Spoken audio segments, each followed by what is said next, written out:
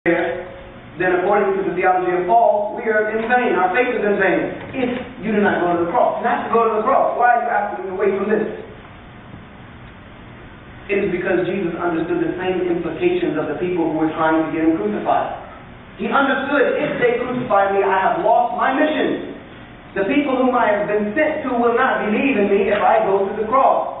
If I am crucified, they will not go to me. Paul admits that. Paul says the crucifixion is the stumbling block of the Jews. They cannot get past this. They will have trouble with this. So Jesus wanted to be removed from this. So now, I'm also realizing that what Jesus taught and what Paul taught are two different distinct ideologies. They are two different and distinct ideologies.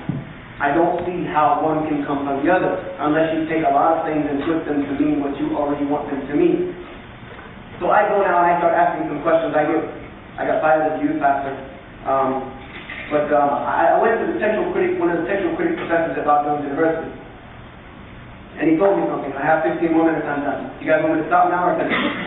Carry on, because I know I'm already running out of time, but I'm going to keep you at bay. I'm not going to use the hostage word. It's not good. It's not what you want. And if anybody says they remove that word out, I want to go back home, by the way.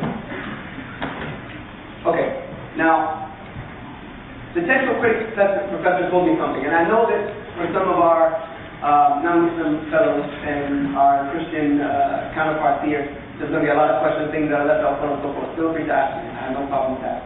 Now, he told me something, the textual critic professor about Jones, and I am still a textual critic student up to this day, to let you know I didn't just do a little bit and keep on going. I'm studying psychology, but I'm also majoring minoring in textual criticism, studying up under Bart Ehrman through correspondence as of right now, who was studying under Bruce Metzger, who was one of the leading textual critics of our day, who studied from some of the Cambridge scholars, which I had a chance to sit with a couple months ago.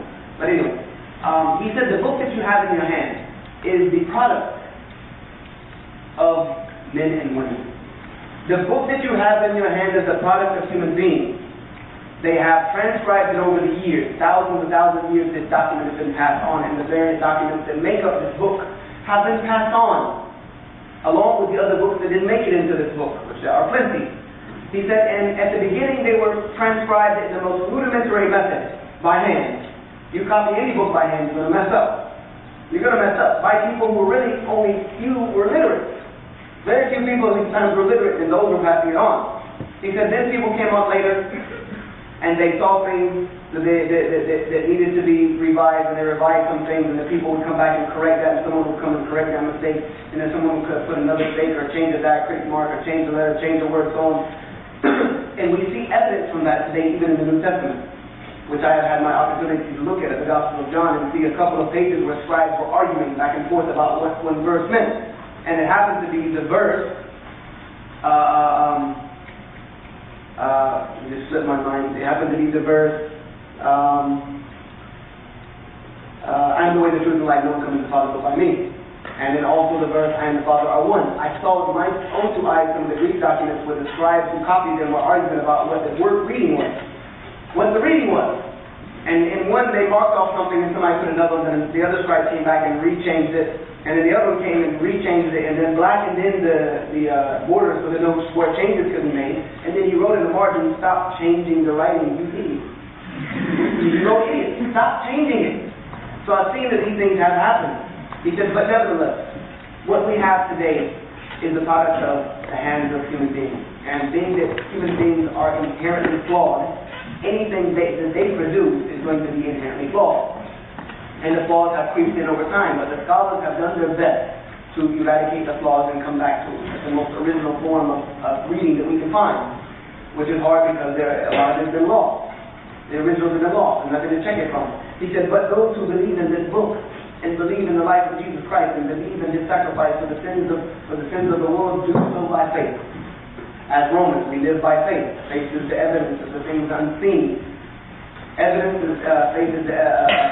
Faith is the substance of things hoped for and the evidence of things unseen. So he says that faith which leads them unto justification, not their understanding, or not anything textually or anything solid that can be verified through tangibility that they believe in. Is their faith that leads them unto justification. So my question for him was, So this book does have inherent flaws about it. Yes, we scholars have seen that. This is why they came out with a version of the Bible called the New Revised Standard Version in the 1950s, where they changed a lot of things. They removed a lot of things. They removed almost 8% of what is there of the King James Version now. But of course that print did not last very long. But I still own a few copies myself. So I said, God is perfect. This is the understanding I'm not going to change from. God is perfect. Therefore everything emanating from Him should be perfect. If you're telling me that this law that is taught is imperfect, it's not from God. Let me tell you that right now. A law that is imperfect is not from God. A book that is imperfect is not from God. A theology that cannot be perfected is not from God. Prophets that cannot be perfected are not from God. Anything that is not perfect does not come from the perfect God. So I left Christianity, to make a long story short. I just couldn't rationalize what I believed from what I was seeing. Because God gave me an intellect. All of us were born with an intellect. All of us were born with a rational mind to be able to logically deduct the world around us. This is where the senses and everything, the hypersensitivity, however deep you want to go with that, go, so that we can understand what is around us. I did not want to come to a belief that I had to turn off that intellect, and I had to retune that rational logic that God gave me in order to understand the nature of the very God that created me. No, they should go hand in hand. These things should fit perfectly together because they are all from the same God. So I left Christianity and started to study through other faiths because I knew that God existed. No one was going to fool me about that. I just wasn't going that route. But I wanted to know what God wanted from me. So I looked into the other religions, Judaism, which I had already had some reference points from that before, Hinduism, Buddhism, Taoism, Confucianism, Wiccan, Bushido, Indianism, wisdom, or whatever you can have that talks about God. I tried to study it. But there was one thing I wanted, and one thing alone. I wanted tangibility. I did not want you to tell me what I should believe or how I should feel or how I should think. No. You need to show me. I wanted tangibility. I wanted it to fit in line with evidence and logic and reason. It needed to be perfect. It needed to have all of those things with it. So I wanted you to put something in my hand. Show me. So I was given some of the proofs that are put forward by some of the religions of the world, some of the books. The Talmud and some of the other Jewish scriptures, some of the Vedas, which you cannot read all of the Vedas in a lifetime. It's absolutely almost impossible for one human being to do. I didn't read the Bible, even some of the sexual proofs from some of the beliefs. Because I wanted the beliefs along with sexual proofs, so this is where I was getting. But what I came to find out was that with a lot of the world's religions, and this is not a slap on any of the world's religions, just my own personal story, is that when it comes down to it, with the majority of the religions that are out there, you really have to believe. It really has to be something that you give your faith and heart over to without evidence being able to need to be put forward. And this was something I did not want. So at the age of 17, I kind of gave up my search for religion. And somebody has told me in one of my lectures, they jumped up actually and said, "You're an idiot." So, okay, thank you very much. What do you mean? He said, "You tell me you studied the world's religions in about a year and a half. I've been doing comparative religion. I'm a professor here for 25 years, written books, so on and so forth. I have not exhausted the field yet, so to tell me you encompass it." And I said, "Hold on a second. I didn't tell you I encompass it.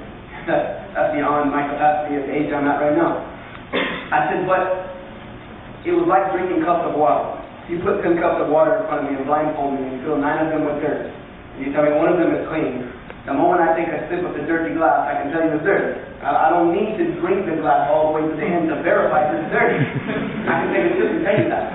And I'm talking until I find a clean glass. I mean, that's just rational. You're not going to keep drinking, hoping maybe it's clean. So this was just my ideology. So at the age of 17, I adopted a new religion. I became very angry with God. I became very angry with my grandparents who raised me as far as religion goes. I became very angry with the world. So I adopted my own religion, which was to serve me and to make me happy and to do what I wanted to do, when I wanted to do it, how I wanted to do it, regardless of what anyone thought or cared about. And a lot of people have that religion. And my biggest problem was I had an anger issue. I had a very bad anger problem, and at that point in my life I just received my black belt in Jeet Kune Do. So I thought that I really thought that I was Bruce Lee reincarnated.